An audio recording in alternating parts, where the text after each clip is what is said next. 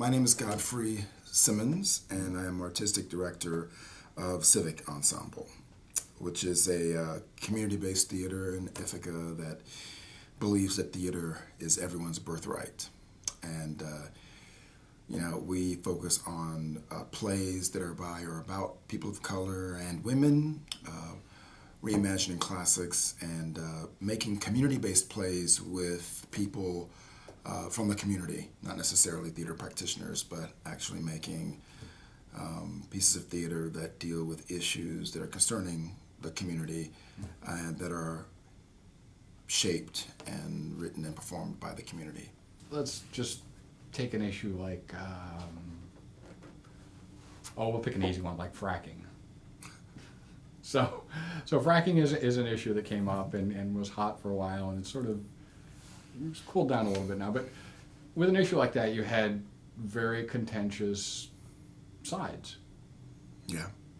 So one of the challenges is, of course, getting those sides to talk together. Right. So how would theater facilitate that? Well, here's what you did. I mean, this is where our community-based play comes in.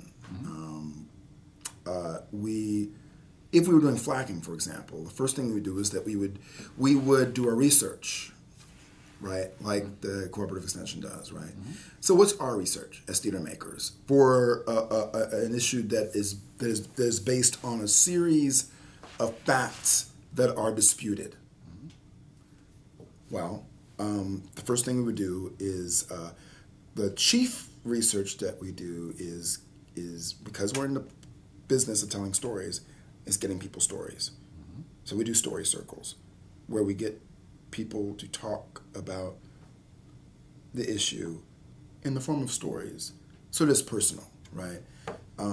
We would come up with a question, a prompt that would somehow touch on the issue. A bad example would be tell a story about a time when you felt your water was unsafe, right? But even then, we'd have to think critically about that. Is that a leading question? Is that one we should ask? So how do you come up with the right question? And that's the work that we do, is we try to figure out, okay, what stories are going to really give us a sense of how people feel about it.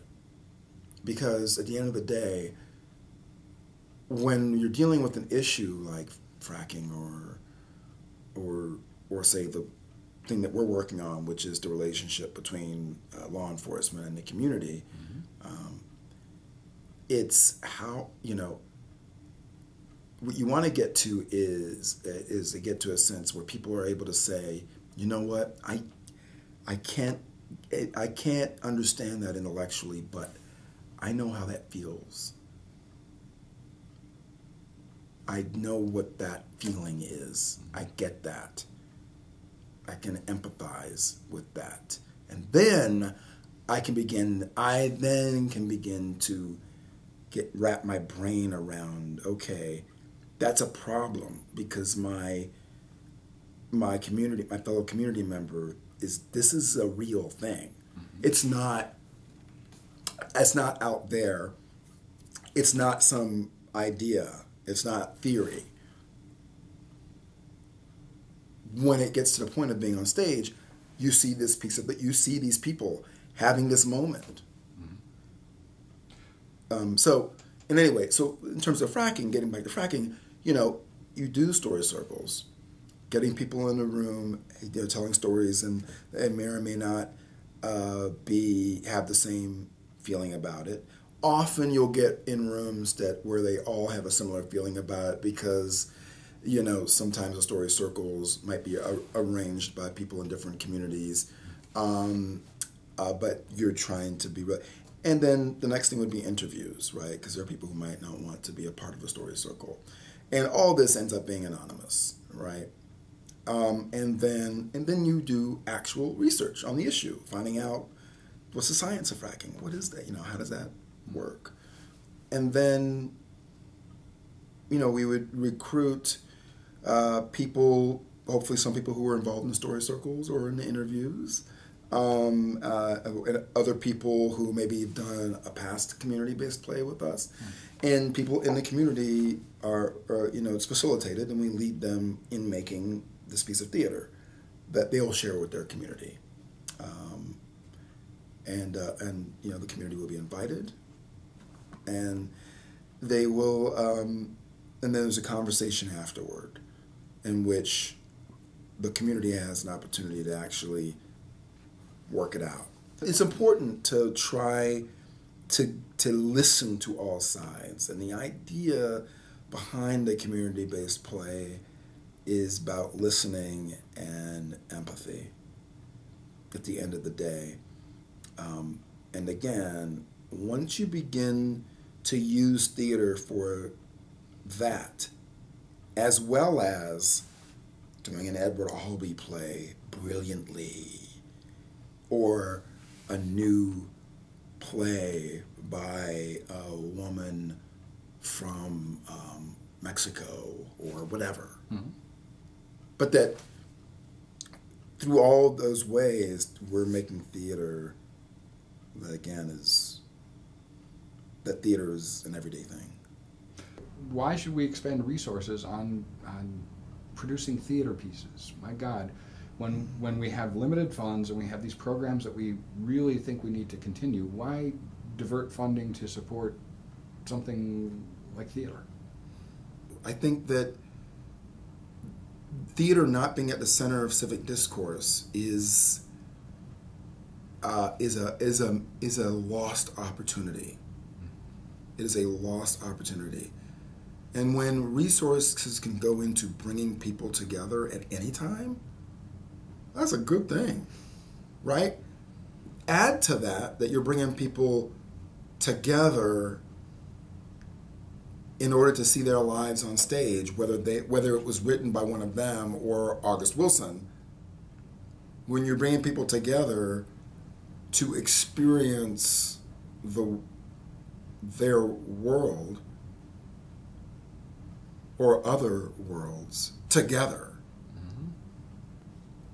Add to that what doing the work does for the people who do it.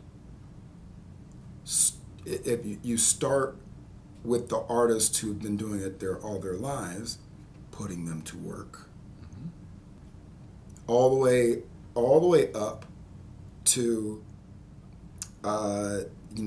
someone who is an assistant at Loaves and Fishes, who did theater in college, but never wanted to do it for a living, really, but it meant something in their lives. And they remember that. And now it can mean something again that's deeper than just, oh, that's how I make a living, or that's how I make my art. It's actually soul deep. It's an avocation that I do. It's, mm-hmm. I don't paint, I do a play. All the way to somebody of very little means who wants to be heard.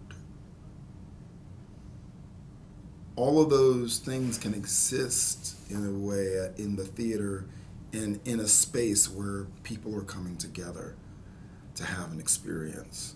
And that's why those funds are well spent, mm-hmm. because it's the same thing. It's the same thing with Extension. You're helping people to build skills. You're helping people to build communities, and you're helping people to learn how to share resources. And the resources in this case is a true human resource of fellowship. And I think that that's money well spent.